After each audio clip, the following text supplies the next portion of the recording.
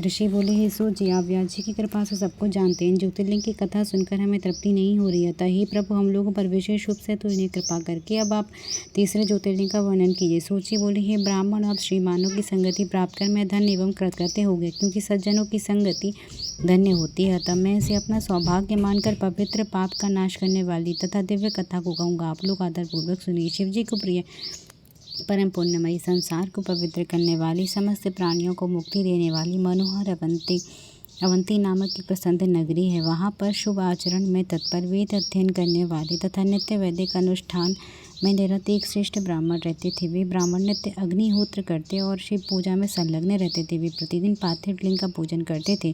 उन वेद प्रिय ब्राह्मण ने सारे कर्मों का फल प्राप्त कर भली भांति ज्ञान परायण होकर अंत में सज्जनों को गति प्राप्त की।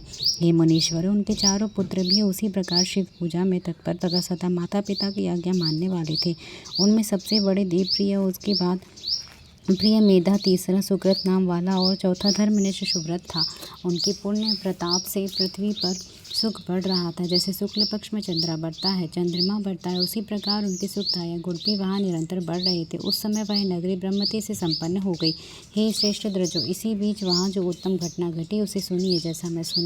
जैसा कि मैंने सुना है वैसा कह रहा हूँ। रत्नमाल पर्वत पर दूषण नामक एक महान असुर रहता था। धर्म से द्वेष करने वाला वह महान बलवान दैत्यराज ब्रह्मा जी के वरदान से जगत को तुच्छ समझता था। उसने देवगणों को पराजित कर उन्हें उनके स्थान से निकाल दिया। उस दुष्ट ने पृथ्वी पर सभी प्रकार के वेद धर्मों तथा स्मृति धर्मों को उसी प्रकार नष्ट कर दिया जैसे सिंह खरगोशों को नष्ट कर देता है। जितने भी वेद धर्म थे उन सबको उसने नष्ट कर दिया और प्रत्येक तीर्थ तथा क्षेत्र में से धर्म को दूर हटा दिया। एकमात्र रम्य अवंती नगरी ही दिखाई दे रही है जहाँ वैदिक धर्म अभी प्रतिष्ठित है। ऐसा विचार कर उसने जो किया उसे आप लोग सुने। उस महान असुर दूषण ने बहुत बड़ी सेना लेकर वहाँ रहने वाली सभी ब्राह्मणों को उद्देश्य कर वे चढ़ाई कर दी।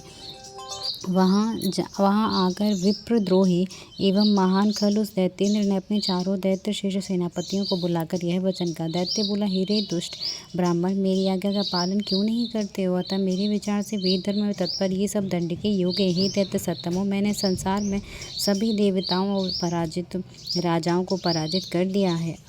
क्या इन ब्राह्मणों को वश में नहीं किया जा सकता? यदि ये लोग जीना चाहते हैं तो शिव धर्म तथा वेदों के धर्म का त्याग कर सुख प्राप्त करें, अन्यथा इनके जीवित रहने में संशय हो जाएगा। मैं यह सत्य कहता हूँ, तुम लोग निशंक होकर इस कार्य को करो।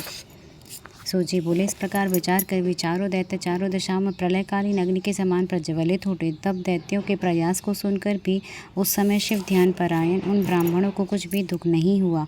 उस समय वे ब्राह्मण शिव ध्यान से रेखा मात्र भी विचलित नहीं हुए और धैर्य धारण किए रहे। शिव जी के आगे वे बेचारे दैत्य क्या हैं।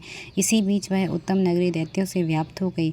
तब उन दैत्यों से पीड़ित सभी लोग ब्राह्मणों के पास आए। लोग बोले, हे स्वामियों, अब क्या करना चाहिए? वे दुष्ट आ गए हैं, उन्होंने बहुत से लोगों को मार डाला, इसीलिए हम लोग आपके पास आए हैं।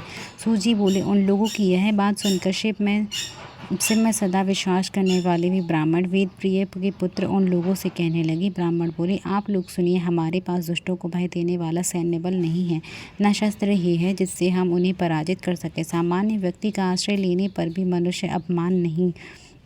मनुष्य का अपमान नहीं होता, फिर हम लोग तो सर्वसमर्थ शिव जी के आश्रित हैं, हमारा अपमान ये असुर किस प्रकार कर सकते हैं? अतः भगवान शिव ही असुरों के भय से हमारी रक्षा करेंगे। भक्त वत्सल सदाशिव को छोड़कर संसार में अब हमें कोई शरण देने वाला नहीं है। सूजी बोले, इस प्रकार वे ब्राह्मण धैर्य धारण कर भली भांति पार्थिव पूजन कर शिव जी के ध्यान में तत्पर रहे।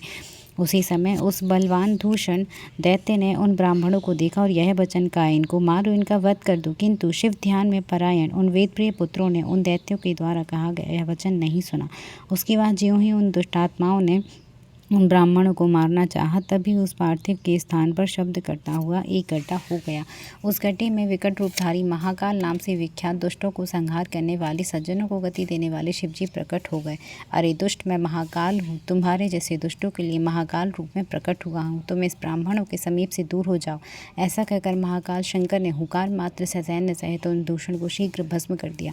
उन्होंने कुछ सैनिकों को मार डाला और कुछ सेना भाग गई। उन परमात्मा शिव ने वहीं पर दूषण का वध कर दिया। जिस प्रकार सूर्य को देखकर अंधकार पूर्व रूप से नष्ट हो जाता है, उसी प्रकार शिव को देखकर उसकी सेना विनष्ट हो गई।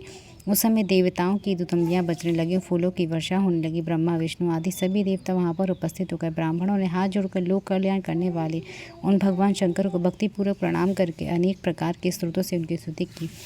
तब महाकाल रूपधारी स्वयं महेश्वर ने प्रसन्न होकर उन आश्वस्त करके उनसे कहा, वर मांगी। तब यह सुनकर भी सभी ब्राह्मण हाथ जोड़कर तथा सिर झुकाकर भक्तिपूर्वक शिव जी को प्रणाम करके कहने लगे। द्विज बोले, हे महाकाली, महादेव, दुष्टों को दंड देने वाले, हे प्रभु, हे शंभु, हे शिव, आप हमें संसार सागर से मुक्ति दीजिए। हे शिव, हे शंभु, हे प्रभु, आप संसार की रक्षा के लिए यहीं पर निवास करें और अपने दर्शन करने वाले मनुष्यों पर आप सदा उद्धार कीजिए। सूची बोले, उनके ऐसा कहने पर शिव जी उन्हें सद्गति प्रदान कर भक्तों के रक्षार्थ उन परम सुंदर गर्त में स्थित हो गए। इस प्रकार वे ब्राह्मण मुक्त हो गए और वहाँ चारों दिशाओं में एक कुश परिमाण पर वाला स्थान लिंग रूपी शिव जी का कल्याण मात्र चित्र हो गया।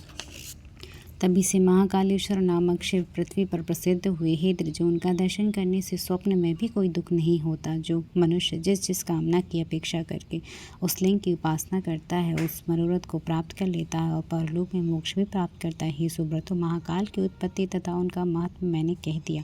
अब आप लोग और क्या सुनना चाहते हैं? हर हर महादेव, हर हर महादेव, हर हर महादेव।